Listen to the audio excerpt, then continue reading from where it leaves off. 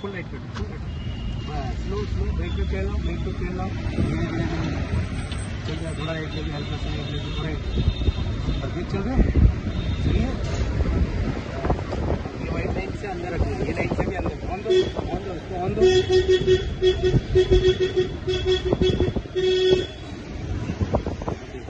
अपने ध्यान में आपकी ब्रेक लो, ब्रेक लो, ब्रेक लो, और ब्रेक लो, बस ये ब्रेक किधर दिया, ये ब्रेक कहाँ लिए, ये तो रिक्शा वाला पूरा आपके आगे आ गया ना, यहाँ पूरा ब्रेक छूट गए थे आप, रहना नहीं, बस बस बस बस थोड़ा धीरे धीरे धीरे, बस क्लच थोड़ा थोड़ा ब्रेक, थोड़ा क्लच दबाओ, धीरे धीरे ब्रेक लगा क्लच लगा ब्रेक पूरा, थोड़ा और आगे थोड़ा दबा, रेस दबा, बस क्लच लगा ब्रेक, न्यूट्रल।